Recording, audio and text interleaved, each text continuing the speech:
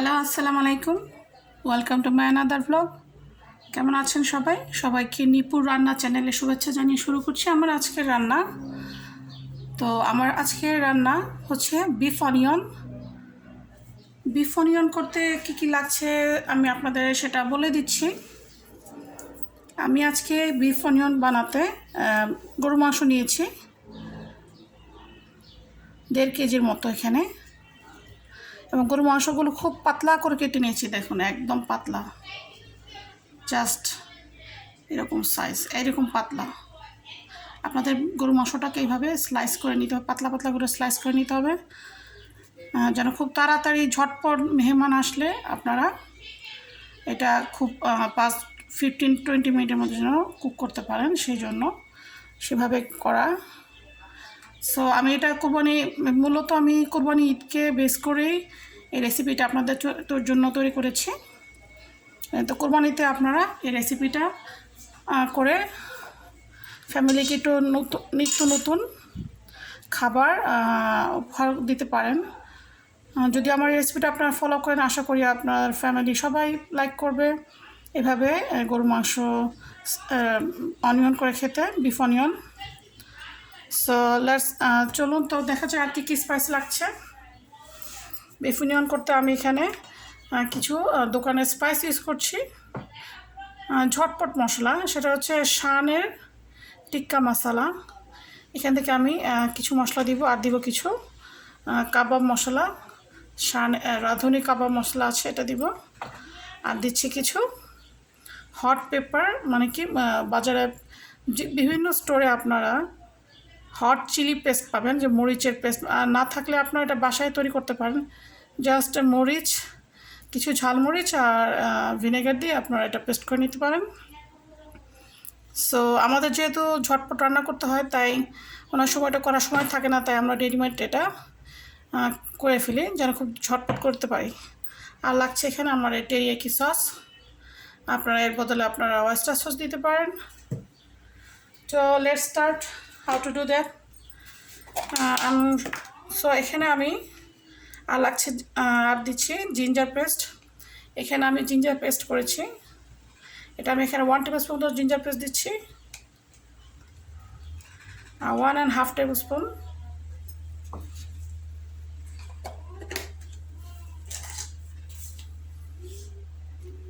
আর দিচ্ছি এখানে garlic paste. আমার এখানে গার্লিক পেস্ট করা আছে, এটা আমি গার্লিক পেস্ট দিচ্ছি 1 টেবিল স্পুন, আর অলমোস্ট 2 টেবিল স্পুনের মতো দিয়েছি আমি এখানে।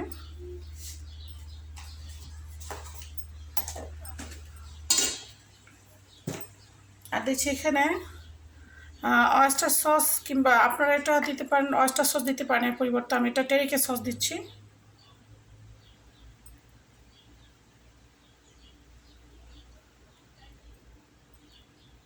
এটা অনেকটা একটু সুইট ফ্লেভার।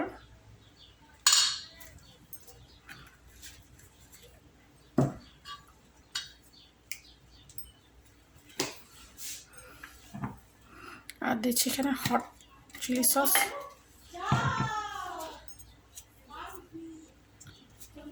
এখানে চিলি পেস্ট করা আছে, এটা দিচ্ছি আমি এখানে। এখানে আমি এখানে প্রায় 1.5 টেবিল স্পুনের মতো দিয়েছি আমি। আর দিচ্ছি টিক্কা মশলা, শানের টিক্কা।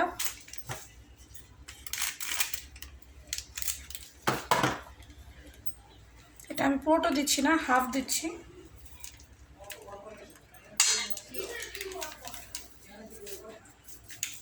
এটা হাফ প্যাকেট দিচ্ছি,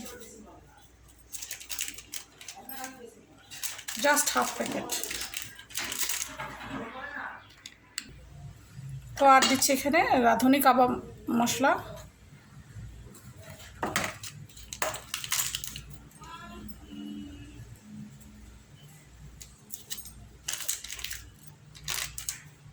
রাঁধুনি কাবাব মশলা এখানে 1 টেবিল স্পুনের মতো দিচ্ছি, জাস্ট 1 টেবিল স্পুন।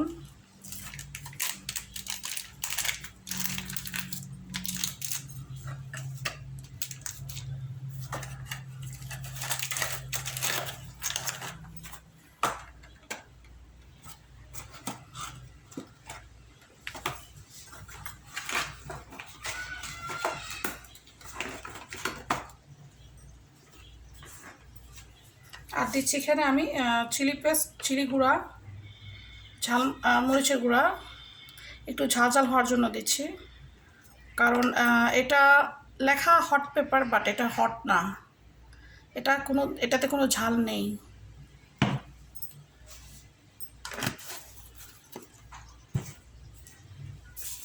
আর দিচ্ছি এখানে সল্ট।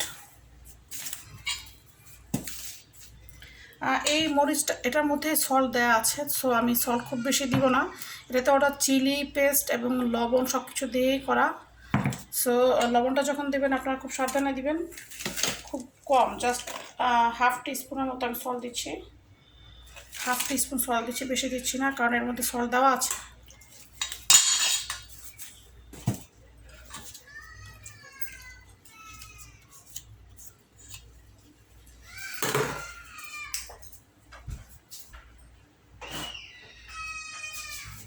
আর এর মধ্যে আমি সরষের তেল ইউজ করছি, সো এর মধ্যে সরষের তেলটা আমি এখানে খুব বেশি দিচ্ছি না, জাস্ট 4 টেবিল স্পুন মতো দিয়েছি। এখন এটাকে আমি ভালো করে মেখে নিব।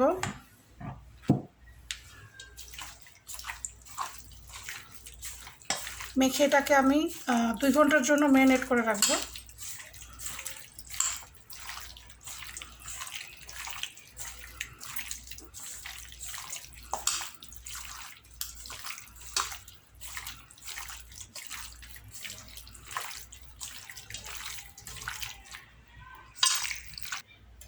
তো 2 ঘন্টা পর এখন আমি একটু বাটার দিব এখানে।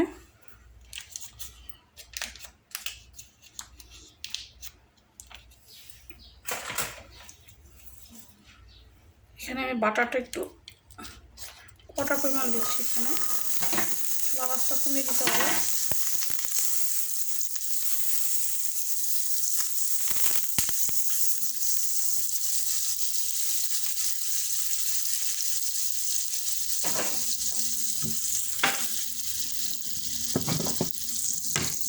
আর মধ্যে একটু অলিভ অয়েল দিয়ে দিচ্ছি, সাদা তেল, তাহলে এটা পুড়বে না।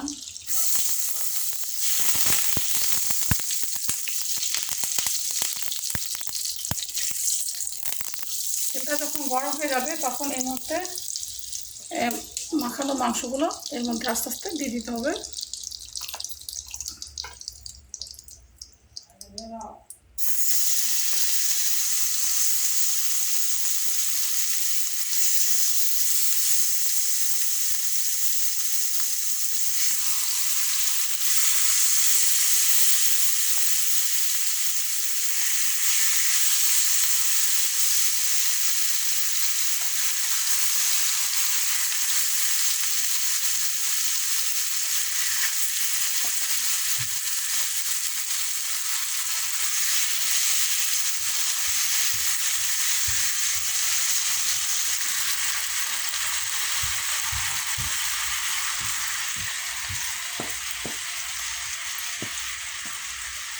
ভালো করে সমস্ত পেস্ট একসাথে দিয়ে দিতে হবে যেন না থাকে।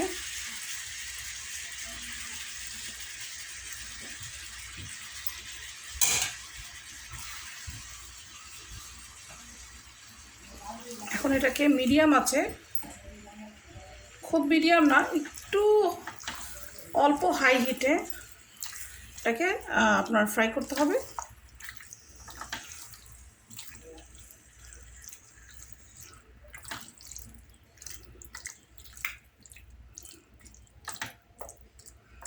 তো কুরবানি ঈদে আমরা অনেকেই বিভিন্ন রকমের বিভিন্ন টেস্টের মাংস খেতে পছন্দ করি।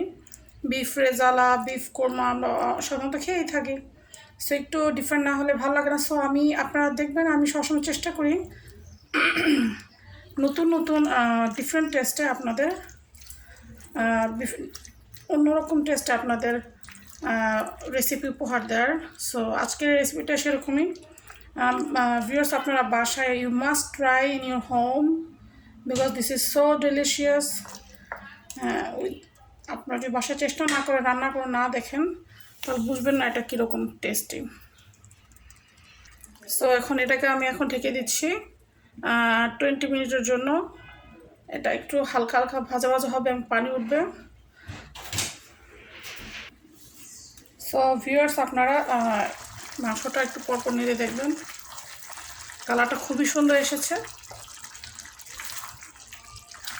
It looks so delicious. So I hope আপনারা ঠিক এভাবেই আমার মতো আমাকে ফলো করে এভাবে রান্না করবেন। This is so delicious. So wait করছি, এটা ভালো করে পানিটা শুকাবে, যখন মাংসটা সিদ্ধ হবে পুরোপুরি, তখন আমি অন্যান্য স্পাইসগুলো দিয়ে দিব। সো ওয়েট করছি। তো এখন এই পর্যায়ে আমি দেখব যে মাংসগুলো সিদ্ধ হয়েছে কিনা। মাংসর দেখুন ভিউয়ার্স, পানি শুকিয়ে গেছে, তেল ভেসে উঠেছে। সো এই পর্যায়ে আপনারা, এখন আমি এর মধ্যে একটা আস্ত টমেটো দিয়ে দিচ্ছি। একটা আস্ত টমেটো এর মধ্যে দিয়ে দিচ্ছি।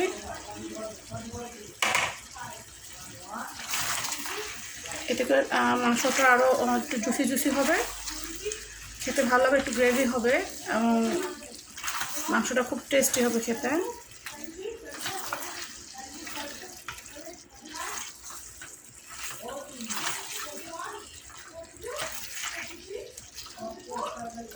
এখন এর মধ্যে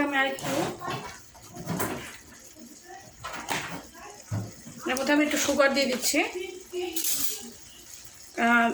সুগারটা দিচ্ছি জাস্ট একটু টেস্টটা ভালো আসার জন্য।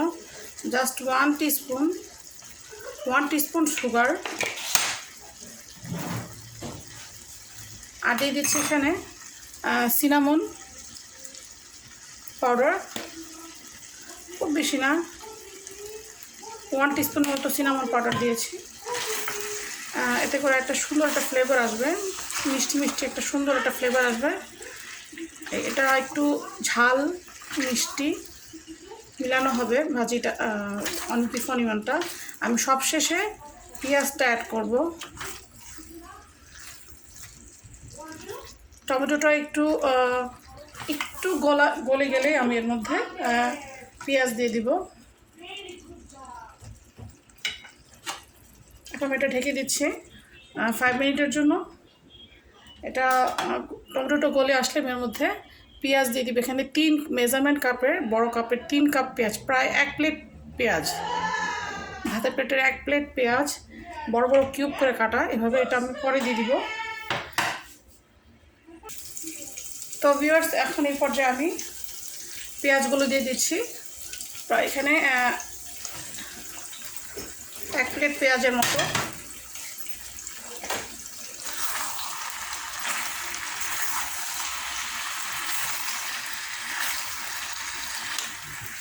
এটা যেহেতু অনিয়ন বিফ, সো এটাতে পেঁয়াজ অবশ্যই লাগবে।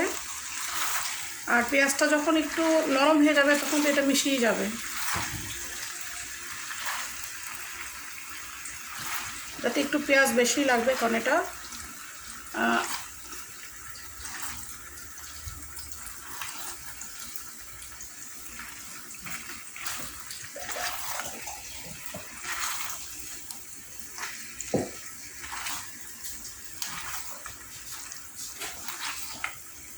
সো এটাকে আমি এখন একটু ঢেকে দিচ্ছি।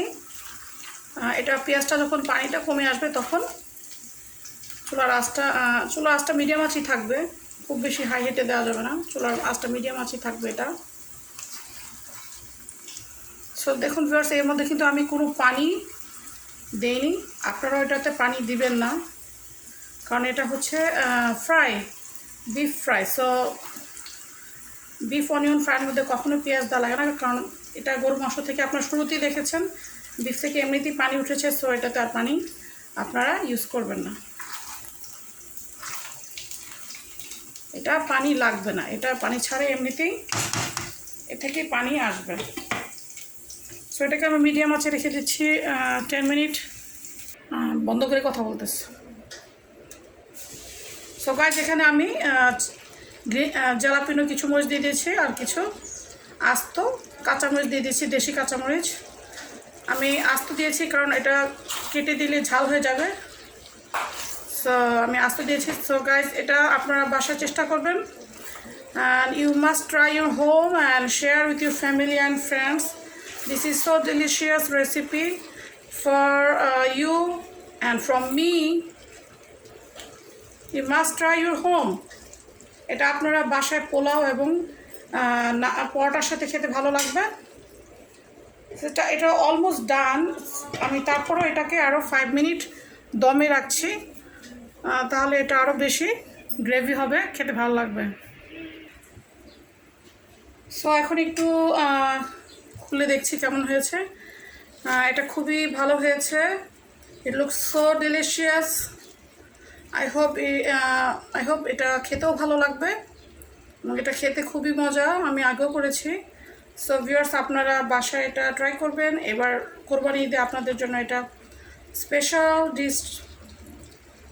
Special recipe from me, so you can try in your home. I hope everyone like this recipe. So আমি এখন চুলাটা অফ করে দিচ্ছি। এই পর্যায়ে আসলে আপনারা যখন দেখবেন যে সাইড দিয়ে একটু তেল ভেসে আসছে, তেল উঠে আসছে, তখন আপনারা এটা চুলাটা অফ করে দেবেন। ভিউয়ার্স, আপনারা খেয়াল রাখবেন, আমি কিন্তু এটাতে কোনো প্রকার পানি দেয়নি। I didn't use any water, no. So আপনারা এটা করবেন না, উইদাউট পানি, উইদাউট ওয়াটার আপনারা এটা কুক করবেন, ঠিক আমাকে ফলো করে, আমি যেভাবে করেছি ঠিক সেভাবে। সো এটা আপনারা এটা আপনারা পরিবেশন করতে পারেন সাদা ভাতের সাথে, জাসমিন চাল অথবা পোলাওর সাথে এটা মাস্ট, খুবই ভালো লাগবে খেতে। আর রুটি বা পটা দিয়েও আপনারা খেতে পারেন ডিলিশিয়াস রেসিপিটি। সো আজকের মতো আমি এখানেই বন্ধ করে দিচ্ছি, চুলাটা রান্না হয়ে গেছে। সো তো ভিউয়ার্স, হয়ে গেছে আমার অনিয়ন বিফ। আপনারা বাসায় এটা চেষ্টা করবেন, আর চেষ্টা না করলে বুঝতেই পারবেন না এটা কেমন হয়েছে। এটা খুবই সুস্বাদু একটা রেসিপি।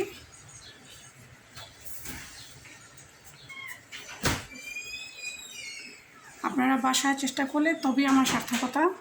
সো এটা আপনারা রুটি কিংবা নান রুটি কিংবা পোলাওর সাথে খেতে পারেন।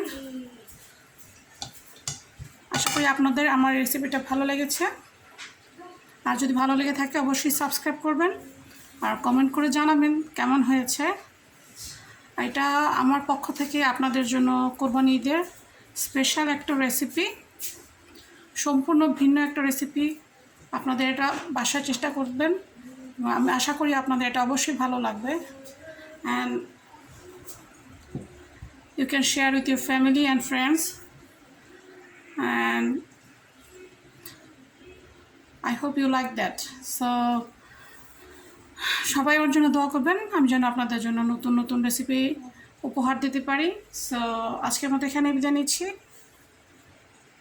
তো আপনারা ভালো থাকবেন, সবাই ভালো থাকবেন। আল্লাহ হাফেজ।